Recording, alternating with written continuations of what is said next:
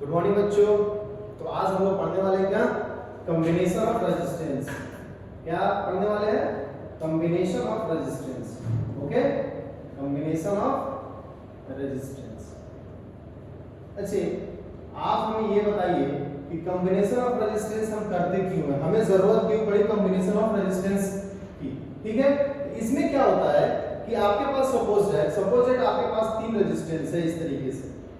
ठीक है, एक ये हो गया और दूसरा ये रेजिस्टेंस हो गया, तीसरा ये हो गया। ठीक है, अब मैं बोलूं कि आप बताओ, जैसे इसका मान लो कि R1 है, रेजिस्टेंस की वैल्यू R2 है और ये क्या R3 है। तो इन तीनों में से किस कनेक्शन में कैसे इनको सजाएं कि हमें मैक्सिमम वैल्यू मिले और कैसे सजाएं कि इसमें क्या मिले, मुझे मिनिमम वैल्यू मिले। तो इसके लिए कॉम्बिनेशन ऑफ रेजिस्टेंस में बताया गया दो टाइप के कनेक्शन। ठीक है, अब मैं ये बताऊंगा कि कब किस कनेक्शन में क्या लगाएंगे तो ज्यादा नंबर मिलेगा और किस में कम वैल्यू मिलेगी। ठीक है, तो सबसे पहले क्या है, दो टाइप के क्या हम लगा कनेक्शन करेंगे। फर्स्ट वाला कौन सा है? फर्स्ट है सीरीज कनेक्शन, सीरीज कॉम्बिनेशन बोल सकते हैं, कॉम्बिनेशन। और दूसरा क्या है? Parallel combination. दूसरा क्या है? Parallel combination. Parallel combination. तो वन बाय वन देखते हैं कि कब सीरीज कॉम्बिनेशन होगा, कब पैरेलल कॉम्बिनेशन होगा, सारी चीजें इसमें। ठीक है, देखो सबसे पहले इसमें क्या देखेंगे कि सीरीज कॉम्बिनेशन और पैरेलल कॉम्बिनेशन में क्या है। तो सबसे पहले देखेंगे सीरीज कॉम्बिनेशन। क्या देखेंगे? Series combination. तो देखो सीरीज कॉम्बिनेशन किसे कहेंगे अभी मैं बता।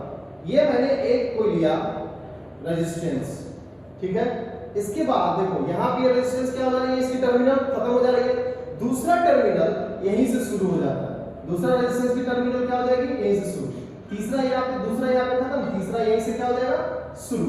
समझ में आया ना?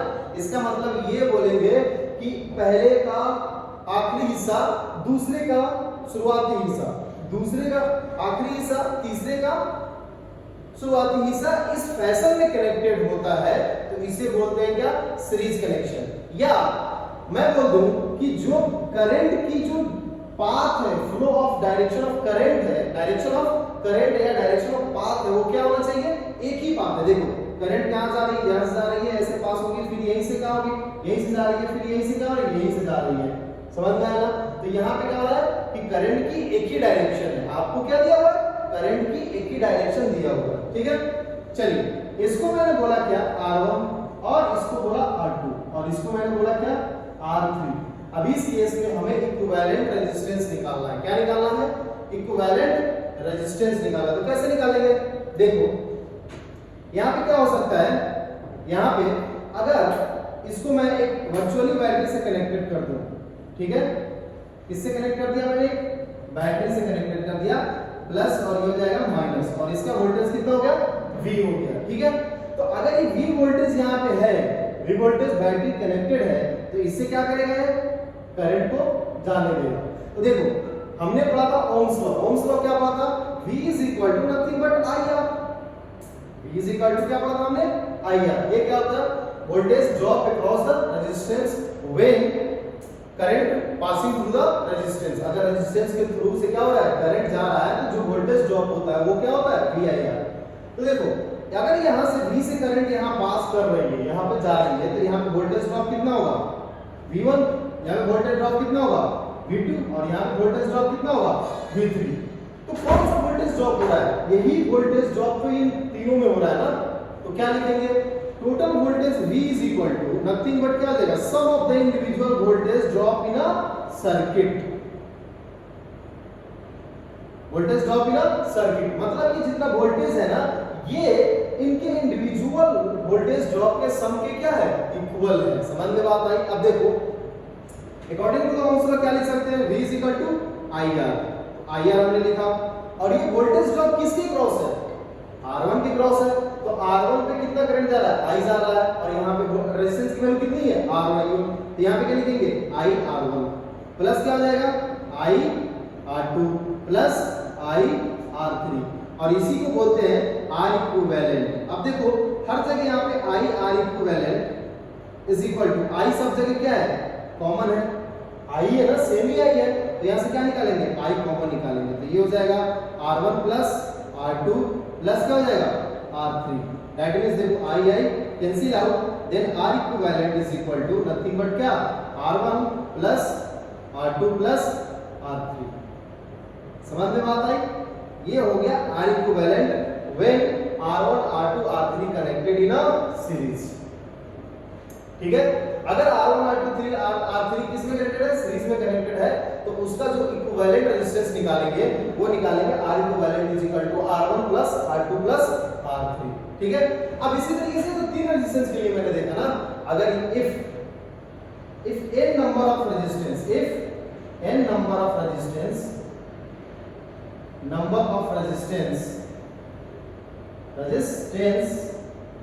are connected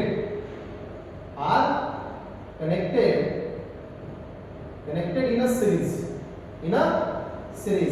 अगर n number of resistance connected है किसमें, सीरीज में, then R equivalent क्या होगा, तो यहाँ पे R equivalent जो हो जाएगा वो क्या हो जाएगा R1 plus R2 plus R3 plus plus कहाँ तक Rn तक। दैट मींस ये हुआ कि अगर n नंबर ऑफ रेजिस्टेंस अगर कनेक्टेड है किसमें, सीरीज कॉम्बिनेशन में, तो वहां पे हम Rn तक क्या कर देंगे, सिंपली सबको ऐड कर देंगे। ठीक है, अब देखो यहाँ पे एक कंक्लूजन यहाँ पे निकल गया है क्या, सीरीज कनेक्शन में कि if two that means R1 and R2 are connected in series,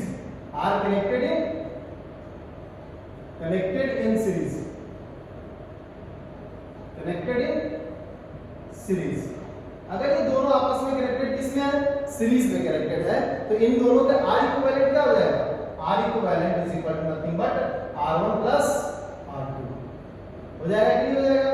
अगर यही बोल दिया यहाँ पे कि when क्या बोलेगा कि when R1 is equal to R2 is equal to R, that means what, that means ये हुआ कि अगर R1 और R2 की वैल्यू दोनों का क्या कर दे, सेम कर दे, क्या कर दे, सेम कर दे, then इक्विवेलेंट क्या होगा, then R equivalent is equal to nothing but R1 की जगह पे क्या रखेंगे R प्लस क्या रखूंगा R, क्या हो जाएगा R equivalent is equal to 2R।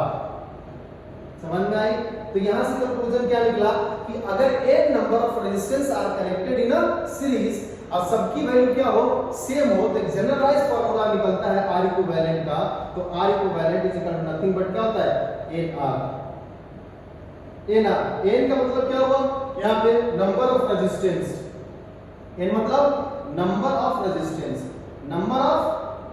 Resistance कि n नंबर के कितने रेजिस्टेंस कनेक्टेड है, अगर 20 कनेक्टेड है, सबकी वैल्यू 1 ओम है, तो डायरेक्ट 20 * 1 कर देंगे। समझ में बात आई ना? अगर मान लो कि 50 है, 50 की रेजिस्टेंस की वैल्यू कितनी है 2 है, तो उसकी R इक्विवेलेंट निकालने के लिए क्या करेंगे 15 * 2, तो क्या हो जाएगा उसका R इक्विवेलेंट निकल जाएगा। तो सीरीज कॉम्बिनेशन में हम इस तरीके से सारी चीजों को देखते हैं। ठीक है, अब क्या देखेंगे, अब हम लोग देखेंगे इसका सेकंड पार्ट, क्या, पैरेलल कॉम्बिनेशन। पैरेलल कॉम्बिनेशन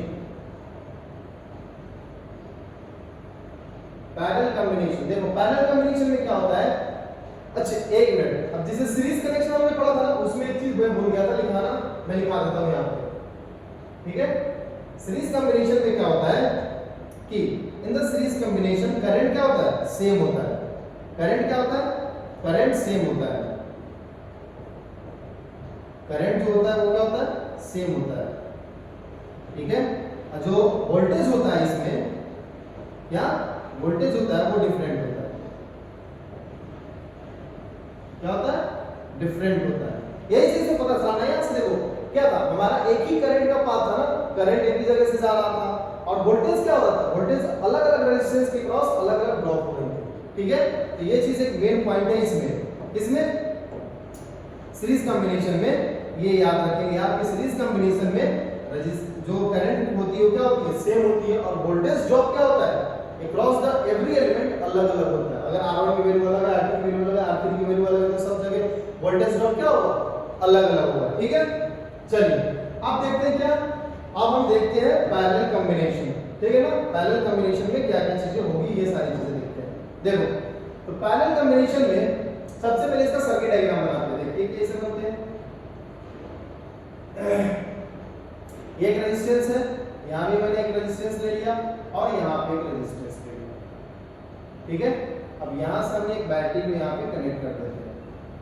देखो ये प्लस माइनस क्या आ जाएगा V, यहाँ से करंट गया कितना I, यहाँ पे करंट आया I, और यहाँ पे देखो करंट आया, ठीक है। यहाँ पे आने के बाद क्या देखा करंट ये देखा कि मेरे पास जो यहाँ से 3 रास्ते हैं निकलने के लिए। कितने रास्ते? 3 रास्ते हैं।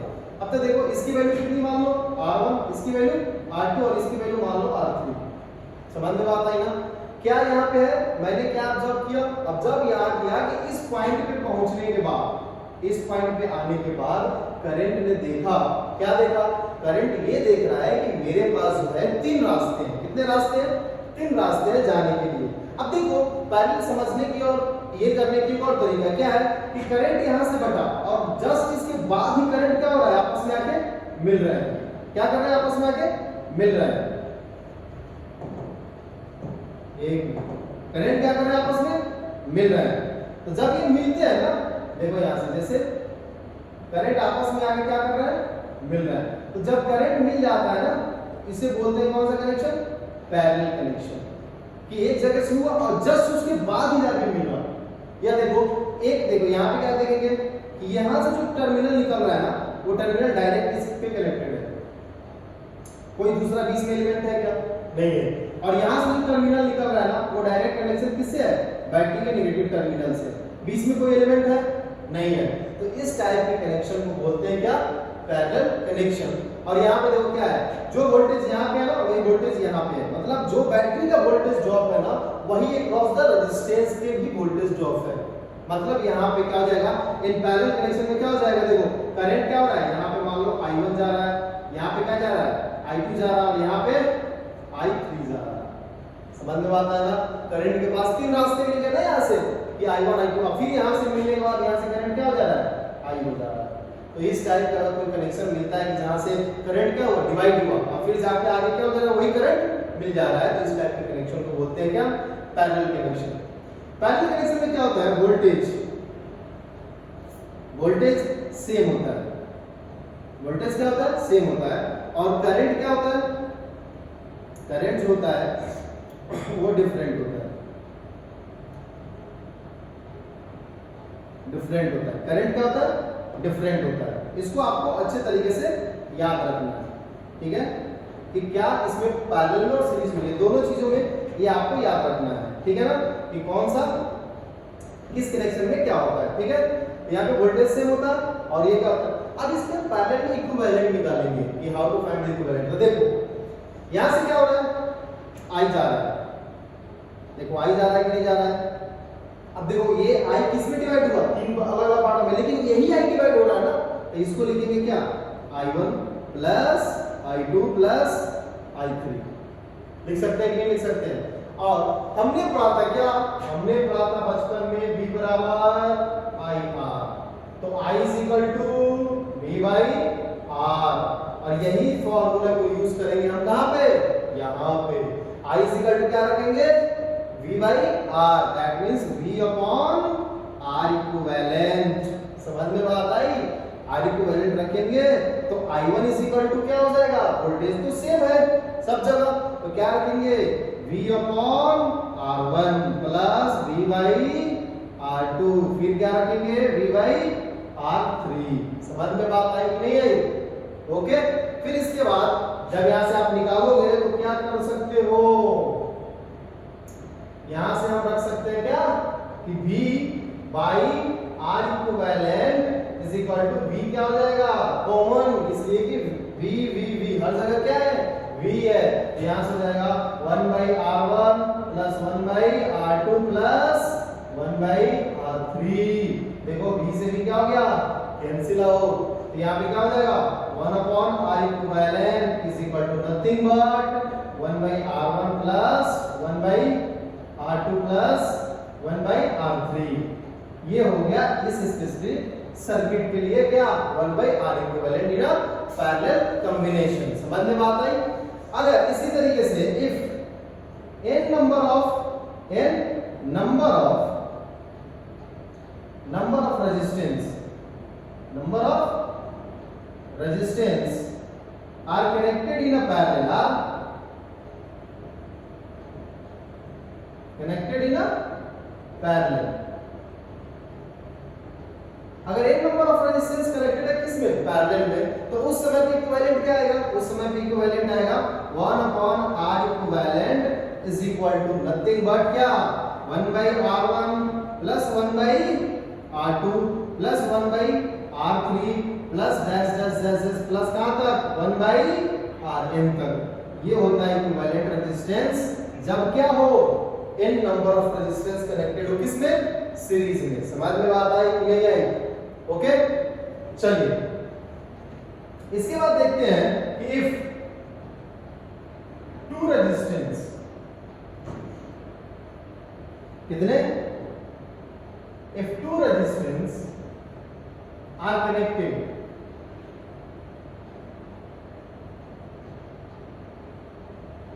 कनेक्टेड इन पैरेलल, अगर दो रेजिस्टेंस कनेक्टेड है किसमें, पैरेलल में, तो क्या करेंगे, पैरेलल में, तो क्या इक्विवेलेंट रेजिस्टेंस क्या बनेगा, यहां से इक्विवेलेंट रेजिस्टेंस बनेगा R equivalent 1/R equivalent is equal to nothing but 1/R1 plus 1/R2। तो देखो यहां से जब इक्विवेलेंट निकालोगे तो 1/R equivalent is equal to क्या हो जाएगा, R1 इनटू एलसीएम ले लेंगे R2, ठीक है। तो देखो R1 से कैंसिल हो जाएगा, यहां पे क्या बचेगा R2 प्लस R1। जब इसको रिवर्स करेंगे तो R equivalent is equal to क्या हो जाएगा, R1 into R2, R1 into R2 divided by क्या हो जाएगा, R1 प्लस R2।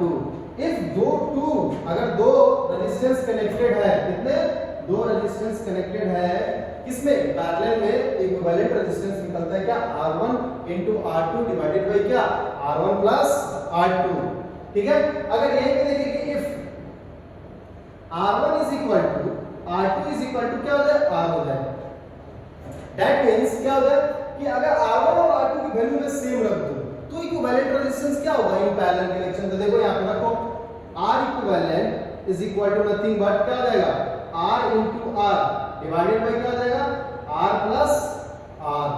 समझ में बात आई? तो यहां से देखो क्या हो जाएगा, R equivalent is equal to nothing but क्या हो जाएगा, R square divided by 2R, क्या हो जाएगा, R square divided by 2R। तो देखो यहां से क्या हो जाएगा कि R equivalent is equal to nothing but R square divided by 2R। देखो स्क्वायर से एक R क्या हो जाएगा, cancel out, then R equivalent is equal to क्या बचेगा, R अपॉन 2। इससे हमें क्या पता चला कि दो रेजिस्टेंस अगर हम कनेक्ट कर रहे हैं किसमें, पैरेलल में, और सबकी वैल्यू क्या हो रही है, सेम हो रही है, तो उस नंबर को ही डिवाइड कर रहे हैं। जैसे सीरीज कनेक्शन में क्या कर रहे थे, उसी नंबर से क्या कर रहे थे, मल्टीप्लाई कर रहे थे, तो यहाँ पे क्या कर रहे हैं, डिवाइड कर रहे हैं। तो n नंबर ऑफ रेजिस्टेंस के लिए क्या हो जाएगा, n number of resistance R connected in a parallel when the value of r is same, सबकी वैल्यू क्या हो रहा है, सेम रहा है, तो क्या फॉर्मूला बनेगा इन जनरल केस में, then r equivalent is equal to r by क्या बनेगा, n। ये डायरेक्ट हो जाएगा, ठीक है। आगे न्यूमेरिकल नेक्स्ट क्लास में